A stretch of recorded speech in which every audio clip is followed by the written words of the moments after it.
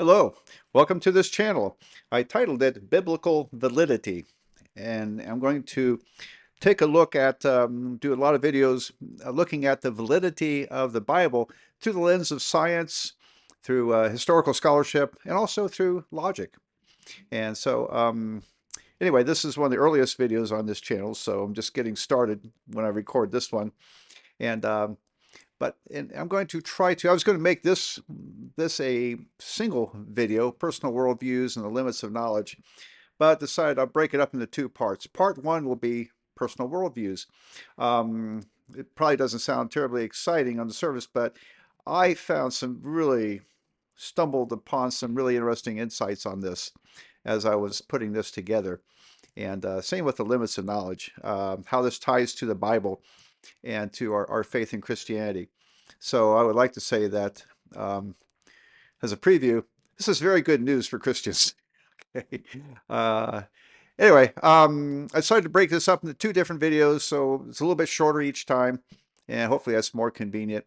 Look down below for a link to part two, which is on the limits of knowledge, and there's kind of a biblical backing to this as well. So, well, let's get started. So, what is a personal worldview? All right, so my definition is a worldview, a personal worldview actually, is a foundation for one's outlook on life based upon a set of basic assumptions taken on both facts and faith. Ugh. Okay. When I was a kid, we called it the personal philosophy. Okay. I'm not worried about facts. All right. We all have a worldview when it comes to gravity. We know it works. If you jump off a building, you're going to land hard. Okay, that's a fact, and it's part of a worldview for everybody. All right. I'm going to be more focused on the personal worldviews when it comes to spiritual matters, and but there are all kinds of worldviews. Some people are very self-absorbed. Their worldview is that the only thing that truly matters to them is how things benefit them. So they're very self-focused. Some people are self-focused in a different way. Maybe they're focused on attaining power, getting power. Some are focused on money, getting money by whatever means they can get money. And that becomes the obsession of their life. And there are those people who are obsessed with getting sex. Okay, just to be blunt, their focus in life is more on sexual conquest and all those issues there. But many people have a more, as part of their worldview, have a more spiritual foundation to it. For example, your personal religion may form a good-sized basis for your outlook on life, for your personal worldview, and and that could be. I would include atheists. Atheism is a spiritual outlook on life that denies the existence of God, but it's a worldview, and so it runs the gamut among people. We're all pretty much fairly unique in our personal worldviews, although we have a lot of things in common to some degree. Um, a worldview is you might think of as a bias. How do we how are we biased in how we see life? And I think we all have a worldview. Even people who just think nothing matters in life, it's just they just muddle along, nothing really matters. That's their worldview, that there's no meaning to life. Okay. So I don't think we can avoid developing a worldview on life. And a lot of this channel is about challenging a worldview that's put out by the scientific materialist or the scientific naturalist. A little over 200 years ago, mainstream science started um, going away from, at least in the West, which was more Christian, started going away from a biblical view of things and literally trying to replace God. And scientific naturalism is an outlook on life. It's a personal worldview such that nature is the cause of everything. Nature, the laws of nature somehow created this universe in a big bang, we'll say. Um, the laws of nature created the solar system and the planets and the galaxies and how they're distributed throughout the universe. It developed all the laws of nature and the constants of nature. It developed all the uh, whatever is necessary for life to develop. Evolution is determined by natural laws of nature. All right, so this really much these days rules mainstream science. Um, that if you're going to work, be a professional scientist and work in those fields, if you want to publish, do research, get research grants, go to conferences, do talks, you are expected to do this within the framework of naturalism. You can't mention God, okay? Because that would be considered unscientific. Okay, so if you wrote a paper and tried to publish it and you have some kind of mention of any mention hinting at God, or perhaps Noah's flood or anything like that, um, chances are great that they're just going to send it back to you and say, oh, we're not going to publish this. So this is a predominant view which really has heavily influenced education, and scientific education is heavily influenced by this personal bias, which is not based upon facts. Facts can enter into it. Observations are facts.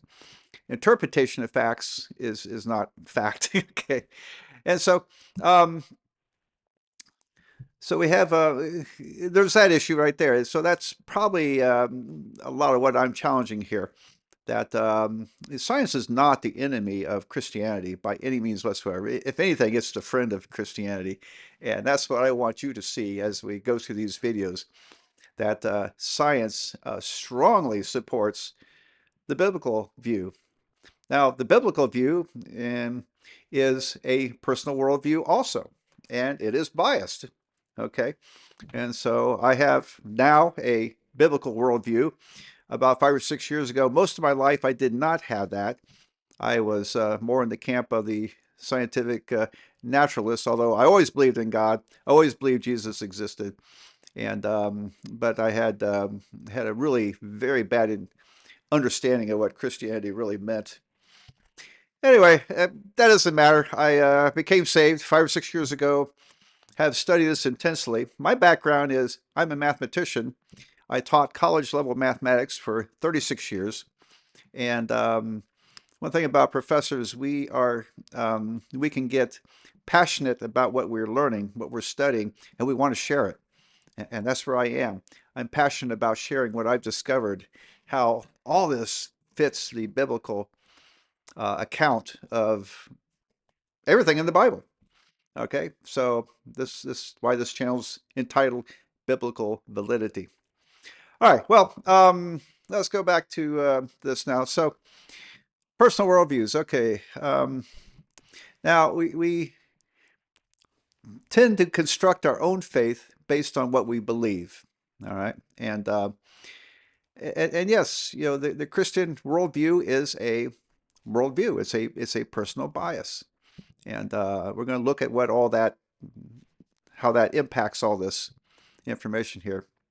But there's a danger in constructing our own faith, and the danger is in creating a false graven image. So if you accept the that God gave Moses the Ten Commandments, one of those Ten Commandments is don't create idols, don't create false graven images, and that's what a worldview which is wrong about spirituality, whatever that would be, becomes a false graven image, and affects our whatever faith we might have, or no faith at all. God perhaps has those effects. Okay, the other thing I'd like to mention is human nature to criticize things we don't understand. And I'm aware of that. If someone just randomly found these videos, they would say, "Oh, science doesn't contradicts all that Bible stuff. Science has disproved the Bible." No, it hasn't. Okay, I know a lot about what proof means. I'm a mathematician, and I'll explain all that in due course. But it's normal for us to criticize things we don't understand, and so that's why I'm reluctant to criticize too much unless I've tried to at least understand the other position. And because I know that's an easy trap for us to fall into. Okay, but bottom line, science is the friend of Christianity. It's not an enemy whatsoever. And I will demonstrate this as we work through the videos of this channel. Okay, so what's so important about personal worldviews? Okay, well, Jesus referenced worldviews in the parable about building your house on a rock. Now, this is one of a couple of insights I gained in just building this slideshow for personal worldviews and the limits of knowledge. A couple of things hit me, and when things, really nice insights hit me, I tend to blame the guy up above, okay? Because I think maybe I'm getting some help here, and but this is an amazing parable, and if you're a Christian, you've read the New Testament, you're probably familiar with this, but I'm going to read it. Um, yeah, I know you can read. There it is on the screen. And I want to read through it. For one thing, maybe not everybody is watching this. Maybe they're just reading these slides, which is fine. Or maybe they're just listening, not watching. You know, you don't have to look at my face for any of this. Just if you're a good listener, you can listen to this. But also, I'm aware that some people are not familiar with this story. So here's how it goes. This is from the book of Matthew. Everyone then who hears these words of mine, now this is Jesus speaking. Everyone then who hears these words of mine and does them will be like a wise man. So he's building up an analogy here. Will be like a wise man who built his house on the rock. And the rain fell, and the floods came, and the winds blew and beat on the house. But it did not fall, because it had been founded on the rock. And everyone who hears these words of mine and does not do them, does not listen to me, speaking of Jesus, will be like a foolish man who built his house on the sand. And the rain fell, and the floods came, and the winds blew and beat against the house, and it fell, and great was the fall of it. All right. Um, I'm going to put my theory out is that he's talking about our personal worldviews. What are we going to base it upon? We're going to base it upon his words, his ministry, his actions. Are we going to base it upon whatever we think? Okay. So, um, anyway, in essence, this parable reveals how we can test the evidence for Christianity versus other worldviews. Okay, so this is something I realized a few years ago. I was like, well, how can we test the claims of the Bible against scientific evidence or historical evidence? How can we put it to the test? And as a mathematician, I'm have a little bit of ability in logic, so it hit me one day. So I'm going to give you an example what I'm talking about. How can we weigh the evidence here? So as an example, let's look at mainstream science has decided, using their own observations and their theories, that the solar system is around 4.6 billion years old. Based on biblical chronologies, the Bible claims that the solar system is only around 6,000 years old. Both constitute, and actually that would be the universe, both constitute a worldview assumption taken on faith. Okay, yes, it would be by faith that we would accept the biblical view that God created everything 6,000 years ago.